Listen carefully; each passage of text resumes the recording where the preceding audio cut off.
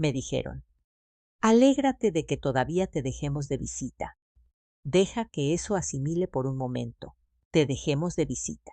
La casa por la que había escatimado y ahorrado, el hogar donde los había criado. Cada rodilla raspada que había vendado, cada lágrima que había secado. Mi nombre es Patricia Velasco y tengo 72 años. Durante los últimos 3 años, he estado viviendo en un modesto departamento en Querétaro, mientras que mi propia casa, la de 4 habitaciones en la calle de los Fresnos, que mi difunto esposo Daniel y yo compramos en 1978, ha sido ocupada por mi hija Verónica y su esposo Arturo.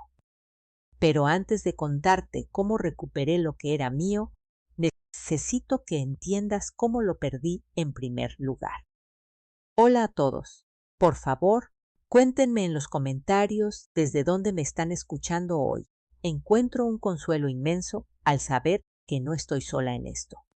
Que allá afuera, en alguna parte, alguien entiende lo que se siente cuando los hijos por los que sacrificaste, todos se convierten en extraños que te ven como nada más que un estorbo. Esta historia comienza hace 5 años, aunque las semillas se plantaron mucho antes.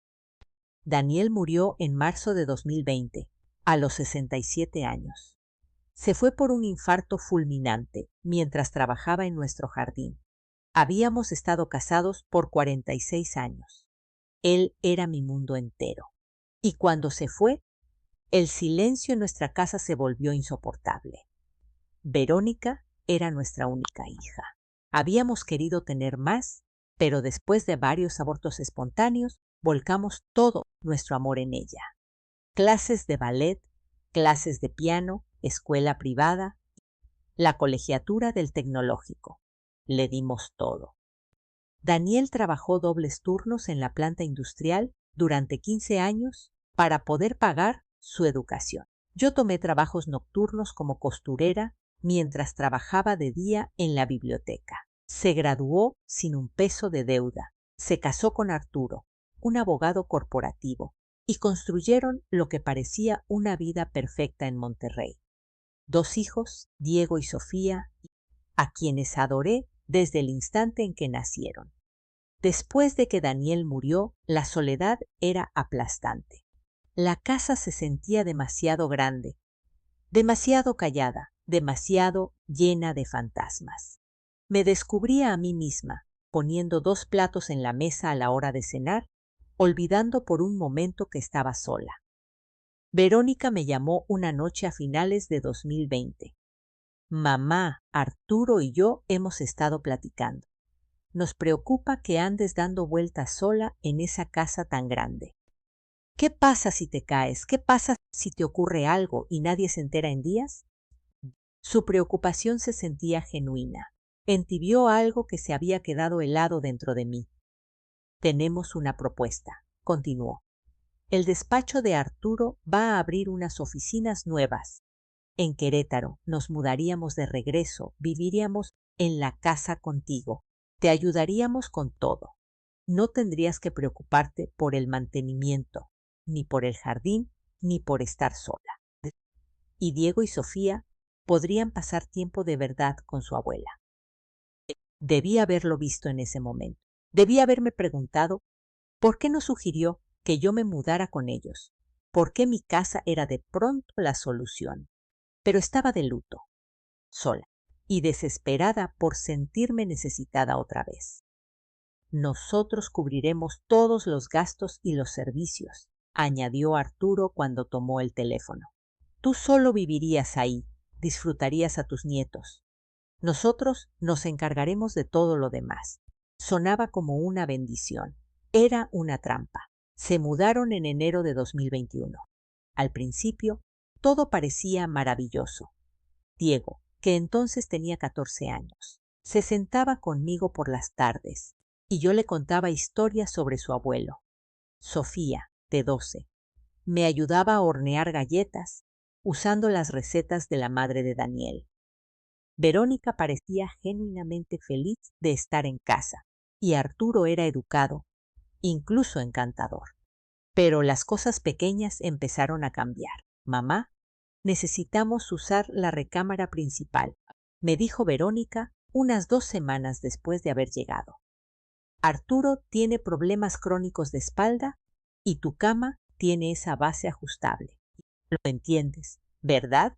Acomodamos los muebles del cuarto de visitas. La verdad es que quedó muy acogedor. El cuarto de visitas era la mitad del tamaño. Daba a la calle ruidosa en lugar del jardín tranquilo que Daniel había cuidado por décadas. Pero me dije a mí misma que era temporal. Me dije que la familia requería sacrificios. Luego vino la sala de estar. Patricia, los niños necesitan espacio para sus consolas de videojuegos, me explicó Arturo un sábado por la mañana. Y vamos a mover algunos de tus muebles a la bodega, solo temporalmente, hasta que encontremos un mejor acomodo. La mecedora de mi abuela bajó por esas escaleras. La credenza que Daniel había construido a mano. Nuestra foto de bodas en su marco de plata, reemplazada por una televisión enorme que yo jamás pedí. También es su casa, mamá, dijo Verónica cuando protesté débilmente.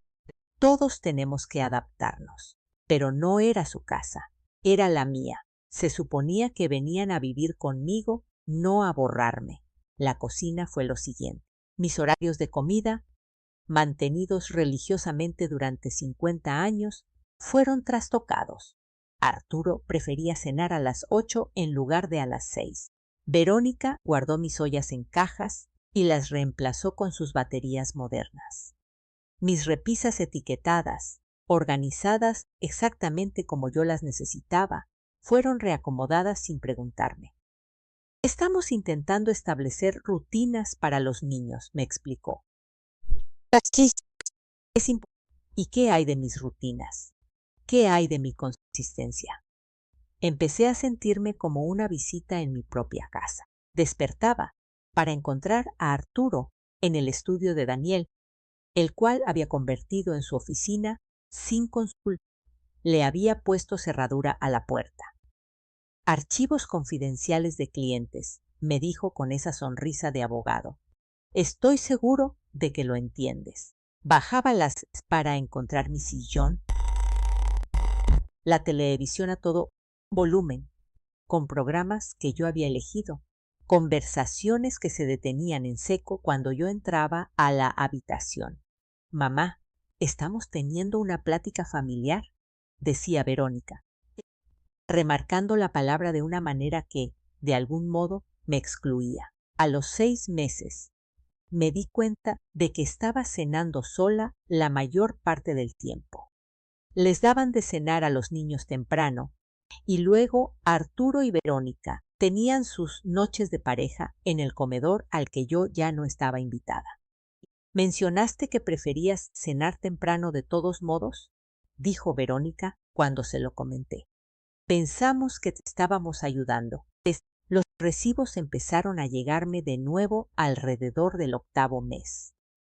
A pesar de la promesa de Arturo de cubrir los servicios, me encontré pagando paquetes de televisión por cable que no quería, velocidades de internet que no necesitaba y un servicio de jardinería que reemplazó al amable jardinero que Daniel había contratado por años con una empresa carísima que podó al ras todo lo mía, que él había plantado. Oh, pensamos que querrías contribuir, dijo Arturo. Después de todo, todavía eres la dueña de la casa. Esa frase, todavía eres la dueña, se me quedó clavada como una astilla. La verdadera herida en el corazón llegó con las fotografías. Había pasado semanas enteras después de la muerte de Daniel creando álbumes de recuerdos. 46 años de matrimonio documentados con un cuidado minucioso. Nuestra luna de miel en Acapulco, el nacimiento de Verónica, los primeros días de escuela, Daniel enseñándole a andar en bicicleta, nuestras vacaciones familiares a Valle de Bravo, su fiesta de jubilación. Los guardaba en la repisa de la que solía ser nuestra recámara, ahora el cuarto de Verónica y Arturo. Una tarde Necesitaba mi pastilla para la presión, la cual había dejado en el buró durante su mudanza. Toqué la puerta, nadie contestó, y entré. Los álbumes ya no estaban. Encontré a Verónica en la cocina. Mija, ¿dónde están los álbumes de fotos? ¿Los de la repisa del cuarto? Ni siquiera levantó la vista de su celular. Ah, esos. Estaban quitando muchísimo espacio. Los guardé en cajas en el tapanco. ¿El tapanco? Se me quebró la voz. Esos son mis recuerdos. Mi vida entera con tu padre. Mamá, estás siendo dramática. Están seguros. Puedes verlos cuando quieras. Pero no podía. Al tapanco solo se subía por una escalera plegable que yo ya no podía trepar. Ah, ella lo sabía. Arturo lo sabía. Esos álbumes bien podrían haber estado en la luna. ¿Podrías bajarlos por mí?, le pedí. Claro, cuando tenga tiempo. Esta semana estoy ahogada. Nunca tuvo tiempo. Ni esa semana, ni la siguiente, ni el mes después de ese. Mi foto de bodas desapareció del pasillo. Sofía necesitaba el marco para un proyecto de la escuela. Me explicó Verónica. La foto en sí no apareció por ninguna parte. El sillón favorito de Daniel, ese de piel para el que había ahorrado meses, se fue a la basura. Se estaba cayendo a pedazos, mamá. Era espantoso. No se estaba cayendo a pedazos. Estaba amoldado, era cómodo, olía vagamente a su loción de afeitar. Yo me sentaba en él cada mañana con mi café, sintiéndome cerca de él. Debiste haberme preguntado, susurré. Estamos intentando modernizar el espacio, interrumpió Arturo. Te acostumbrarás. La vitrina de Talavera poblana de su madre, la que había traído desde Puebla en 1945, la movieron a la cochera. Temporal, prometieron. Se quedó ahí hasta que una gotera del techo arruinó la mitad de las piezas que había adentro. Son cosas que pasan, dijo Arturo, encogiéndose de hombros cuando lo descubrí. Para eso es el seguro. Solo que nunca metió el reclamo. Y esas piezas, reliquias familiares irreemplazables, terminaron en la basura. Empecé a ver lo que estaba pasando. No solo estaban tomando espacio. Estaban borrando a Daniel. Estaban borrando nuestra historia. Estaban transformando mi casa en la suya. Pieza por pieza, recuerdo por recuerdo. Intenté hablar con Verónica una noche cuando Arturo se quedó trabajando hasta tarde. Mija, me siento un poco desplazada. Comencé con cuidado. Esta sigue siendo mi casa, y te agradecería que me consultaran antes de cambiar o tirar las cosas. Su rostro se endureció de una forma que nunca le había visto. Mamá, mudamos nuestras vidas enteras aquí para cuidarte. Renunciamos a nuestra casa en Monterrey. Arturo aceptó un sueldo menor. Lo mínimo que puedes hacer es ser flexible con los muebles. Yo nunca les pedí que renunciaran a nada, le dije en voz baja. No, solo nos chantajeaste con tu soledad, me soltó de golpe. Eso dolió más que cualquier otra cosa que pudiera haberme dicho. Mis amigas notaron mi ausencia, antes que yo. Carmen, mi mejor amiga desde hace 30 años, me llamó un martes por la mañana. Patty, te extrañamos en el club de lectura otra vez. Ya van 3 meses seguidos. ¿Estás bien? ¿Lo estaba? No podía recordar la última vez que había salido de la casa para hacer algo que yo quisiera hacer. Verónica necesitaba que le cuidara a los niños, le dije, aunque no estaba del todo segura de que fuera verdad. La excusa se había vuelto automática, cada martes durante 3 meses. El escepticismo de Carmen era evidente. Patricia, ¿qué está pasando realmente? Quería contarle todo. Cómo me había vuelto invisible en mi propia casa. Cómo mi familia tenía noches de juegos, noches de películas y cenas a las que yo no estaba invitada. Como una vez pedí unirme a su noche de juegos y Verónica me dijo, «Mamá, no te va a gustar». Jugamos juegos de adultos, como si yo no hubiera sido adulta más tiempo del que ella llevaba viva. pero decirlo en voz alta se sentía como admitir que había cometido un error terrible, como confirmar que había perdido el control de mi propia vida. Solo he estado cansada últimamente. Mentí. A la próxima sí me voy. No fui, porque cuando se lo mencioné a Verónica, agendó una cita con el dentista para Diego exactamente a la misma hora y me pidió que lo llevara. Arturo y yo tenemos juntas importantísimas, me explicó. No te molesta, ¿verdad? ¿Qué podía decir? Me estaban haciendo un favor al vivir conmigo, o eso me habían repetido hasta el cansancio. Mis otras salidas desaparecieron una por una. Mi turno de voluntaria en la biblioteca, donde había trabajado por 23 años antes de jubilarme, chocaba con los partidos de fútbol de Sofía a los que se esperaba que yo asistiera. No importaba que Verónica y Arturo estuvieran ahí. Mi presencia era, de algún modo, indispensable. Y mi comida mensual con las señoras de la iglesia estaba muy lejos para manejar a tu edad, mamá. ¿Qué pasa si te ocurre algo? Tenía 70 años en ese entonces, perfectamente capaz de manejar 15 minutos hasta un restaurante. Pero Arturo había empezado a hacer comentarios sobre mis reflejos, mi vista, mi confusión sobre qué pedal era cuál. Una broma que no daba gracia, porque era una completa invención. Las paredes se estaban cerrando, pero tan lentamente que apenas me di cuenta hasta que ya estaba atrapada.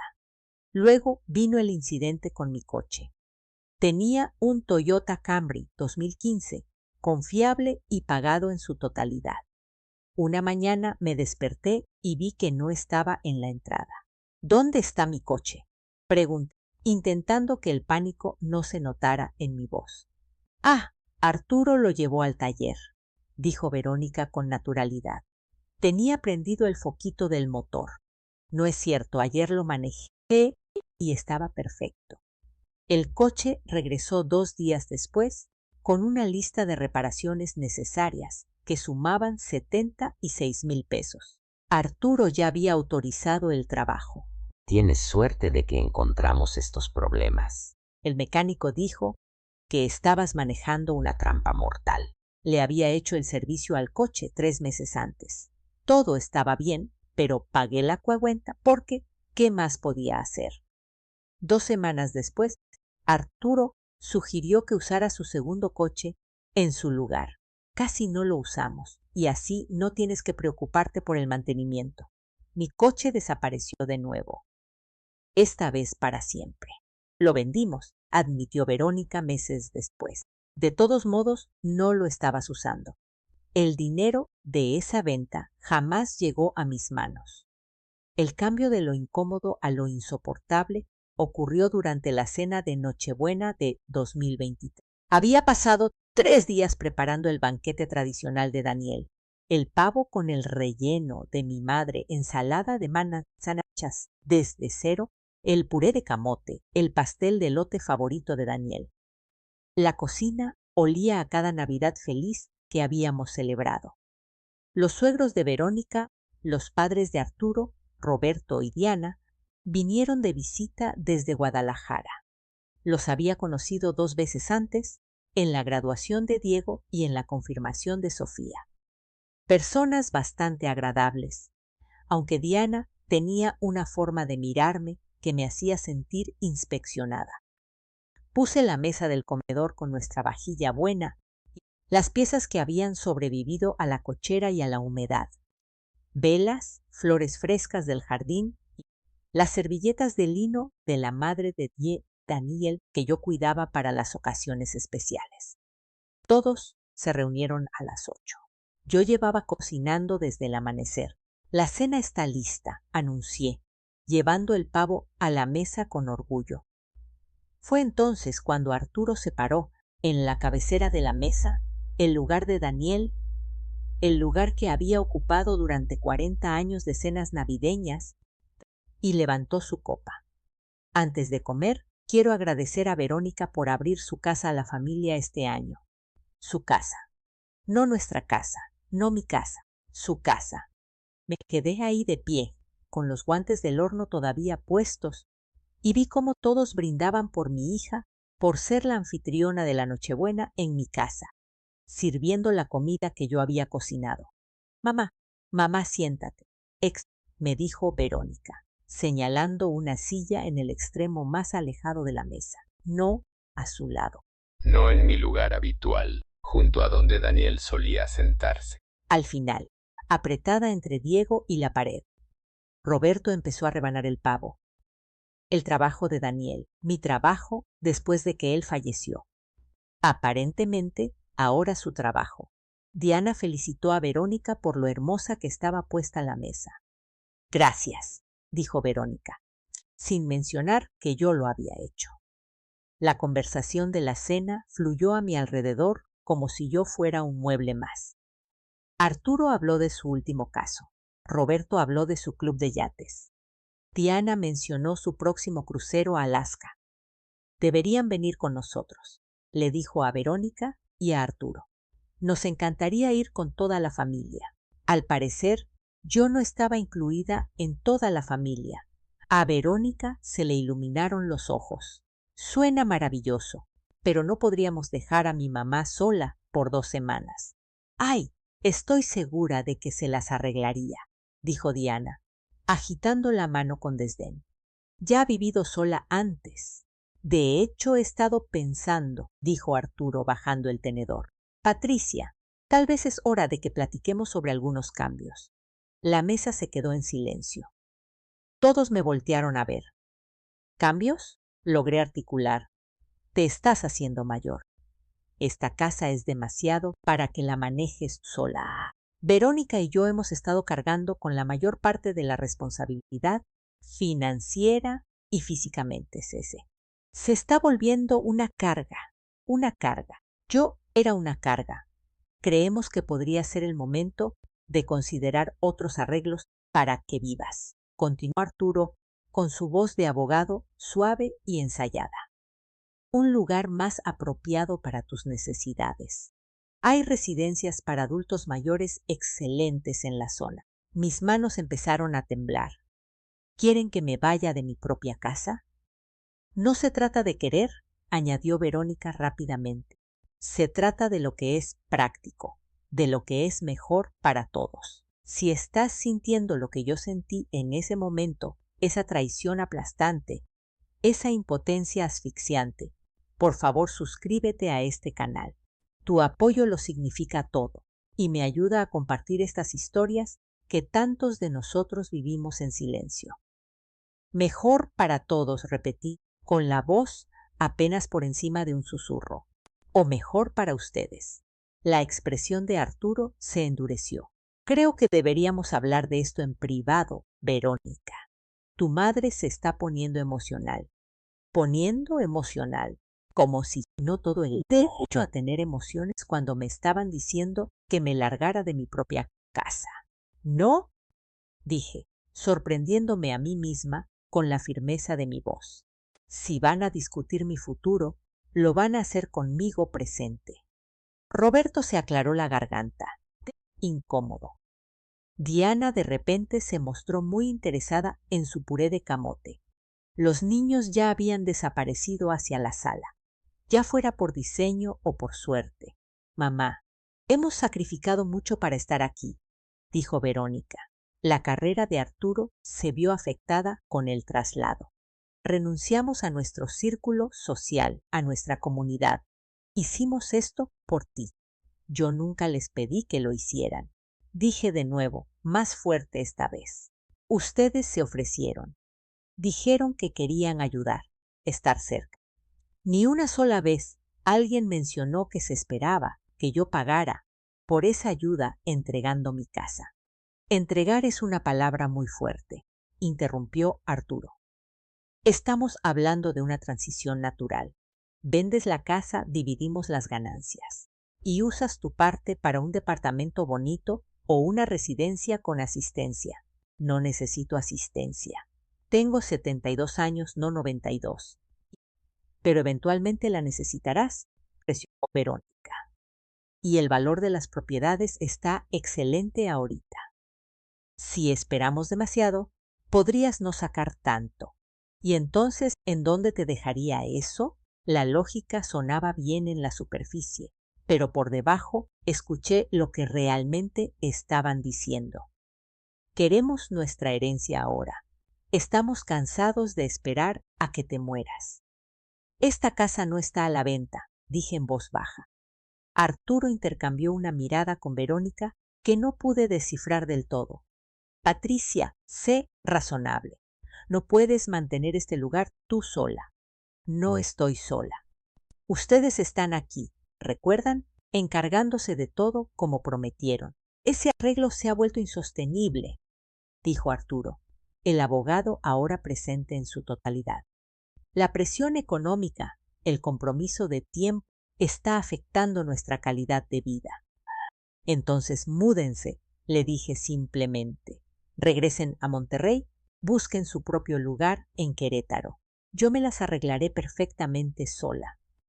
El silencio que siguió fue glacial. Después de todo lo que hemos hecho, la voz de Verónica se elevó. Después de que arrancamos nuestras vidas de raíz, nos mudamos aquí para cuidarte. ¿Y este es el agradecimiento que recibimos? ¿Qué es exactamente lo que han hecho? La pregunta salió más afilada de lo que pretendía, pero 3 años de quejas tragadas estaban abriéndose paso a la fuerza. Me han quitado mi recámara, mis muebles, mi coche. Me han hecho sentir como una invitada en mi propia casa. Me han aislado de mis amigas y han borrado cada rastro de su padre. ¿Qué parte de eso fue cuidarme? Te hemos mantenido a salvo, gritó Verónica. Te hemos mantenido alimentada y con un techo. Y en mi casa. Las palabras explotaron de mí, alimentada con mi pensión. Con un techo en la casa que mi marido y yo nos rompimos el lomo toda la vida para pagar. Roberto y Diana se disculparon tan rápido que casi tiran las sillas. La puerta principal se cerró unos instantes después. Arturo se levantó despacio, deliberadamente. Creo que todos necesitamos calmarnos. Pero Patricia, esta conversación no ha terminado. Tomaremos algunas decisiones en las próximas semanas. Por el bien de todos, espero que cooperes. Era una amenaza envuelta en cortesía. La semana después de Navidad, la temperatura dentro de la casa bajó hasta igualar el clima de afuera. Verónica dejó de hablarme excepto cuando era estrictamente necesario. Arturo actuaba como si yo no existiera. Los niños, sintiendo la tensión, me evitaban por completo. Pasé la mayor parte del tiempo en el pequeño cuarto de visitas que se había convertido en mi prisión, investigando residencias para adultos mayores en Internet porque quería entender qué era lo que estaban proponiendo. Los costos eran asombrosos, de 60,000 a 100,000 pesos mensuales por un departamento básico, más si requería servicios de cuidado. Mi pensión sumaba 42,000 pesos al mes. Pagando un departamento para mayores, me quedaría sin un peso. Mientras tanto, mi casa, la casa de la que yo era dueña absoluta, valía aproximadamente 14 millones de pesos en el mercado de Querétaro. Si la vendía y dividíamos las ganancias, ellos se quedarían con 7 millones. Yo me quedaría con 7 millones. Lo vaciaría en la residencia para mayores y me lo acabaría en unos 6 años. ¿Y luego qué? Luego estaría en la quiebra y dependería de ellos. Exactamente donde me querían. Estaba pensando en esto, mirando la pantalla de mi computadora, cuando escuché voces desde el piso de abajo. La puerta de la oficina de Arturo estaba abierta. Raro, ya que siempre la mantenía con llave y estaba en una llamada de conferencia. La propiedad está únicamente a nombre de ella, estaba diciendo. Esa es la complicación. Pero dada su edad y su creciente confusión, podríamos tener bases para un juicio de interdicción. La sangre se me hizo hielo. Ha mostrado falta de juicio con las finanzas, continuó, y casi me echo a reír por el descaro. Nunca había tenido falta de juicio con el dinero. Había ahorrado lo suficiente para ser dueña de esta casa y mantener una jubilación cómoda. Tengo documentados varios incidentes. Necesitaríamos una evaluación médica, pero confío en que podríamos demostrar incapacidad legal. Un juicio de interdicción. Planeaban declararme incompetente. Había leído sobre esto. Familiares que toman el control legal de las finanzas y decisiones de una persona mayor. Pasaba todo el tiempo, a menudo con buenas intenciones, pero a veces, como en este caso, era abuso financiero disfrazado de preocupación. Controlarían mis bienes, podrían vender mi casa sin mi consentimiento, podrían decidir dónde viviría, cómo se gastaría mi dinero, me convertiría legalmente en una niña, impotente en todos los sentidos que importaban. Agarré mi bolsa y mi abrigo y salí de la casa lo más silenciosamente posible. Carmen abrió la puerta a los pocos segundos de que toqué. Patty, justo estaba pensando en... Dios santo, ¿qué pasa? Todo salió de golpe. 3 años de humillación, aislamiento y manipulación. El ultimátum de la Nochebuena, el plan de interdicción que había escuchado. Ella escuchó sin interrumpir, su expresión oscureciéndose con cada revelación. Están intentando robarte tu casa, dijo secamente cuando terminé. Son mi familia. Protesté débilmente, aunque ya ni yo misma lo creía. No, mija, la familia no hace esto. Los ladrones hacen esto. Ladrones sofisticados, pacientes, pero ladrones al fin y al cabo. Preparó café y nos sentamos en la mesa de su cocina. La misma mesa donde habíamos compartido incontables pláticas a lo largo de los años. ¿Cuáles son mis opciones?, pregunté. Bueno, podrías esperar a que metan el juicio de interdicción y pelearlo. Pero eso es carísimo, desgastante y no hay garantías. O hizo una pausa, pensándolo. O podrías ganarles en su propio juego. ¿Cómo? Tú eres la dueña de la casa. Puedes desalojarlos. Puedes venderla tú misma. Puedes retomar el control antes de que te lo quiten. ¿Podía? Después de todo, ¿tenía la fuerza? Carmen cruzó la mesa y me apretó la mano. Patricia Velasco, te conozco desde hace 30 años. Criaste a una hija sola mientras Daniel trabajaba dobles turnos. Venciste el cáncer de mama a los 50. Cuidaste a tu marido durante su último infarto, manteniéndote fuerte hasta el final. No eres una mujer indefensa.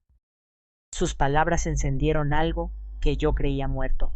No regresé a la casa esa noche. Carmen insistió en que me quedara con ella y se lo agradecí.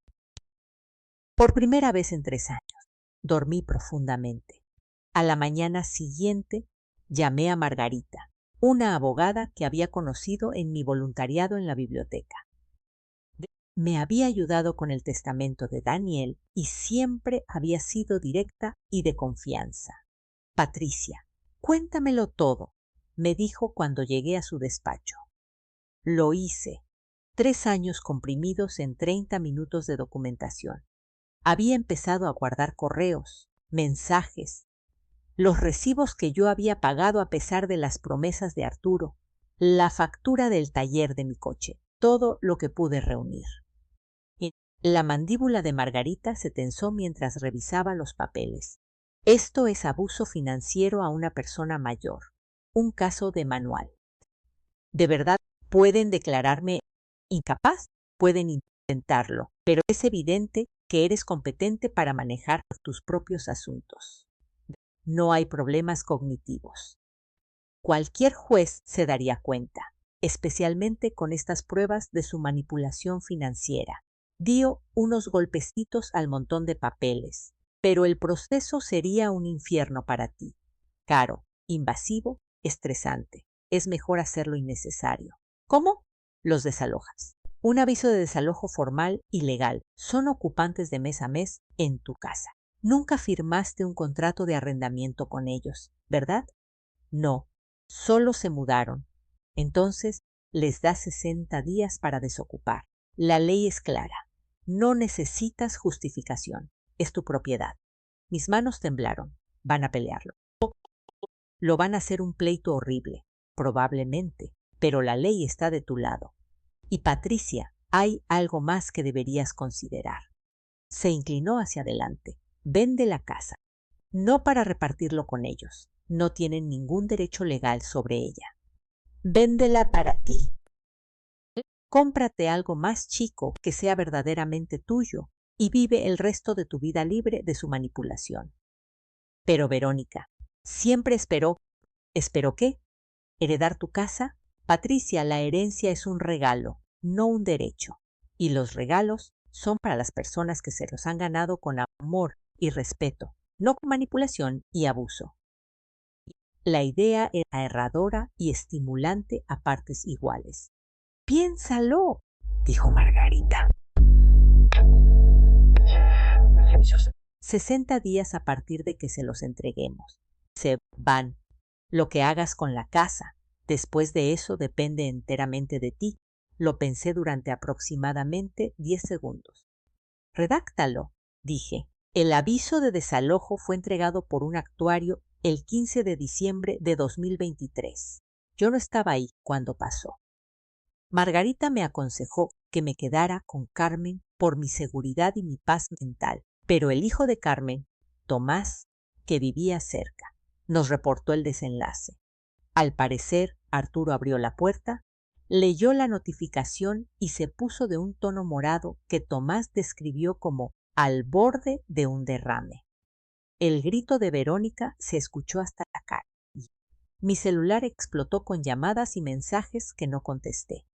Margarita había sido clara: cero contacto. Todo pasa por mí ahora. No les des municiones. Los mensajes de voz empezaron enojados y se volvieron desesperados. ¿Cómo pudiste hacernos esto? Renunciamos a todo por ti. Estás cometiendo un error enorme. Mamá, por favor, hablemos de esto. No estás pensando con claridad. Ese último casi me quiebra.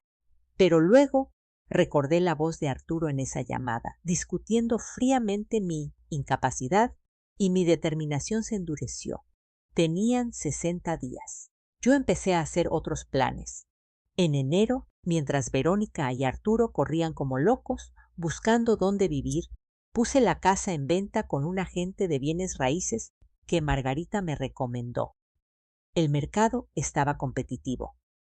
Tuvimos 3 ofertas en una semana, todas por encima del precio de venta. Acepté la más alta, 15 millones de pesos. Verónica se enteró por la caja de llaves que pusieron en la puerta principal. Me llamó directamente, saltándose las instrucciones de Margarita. «Mamá, por favor, ¿podemos hablar cara a cara?»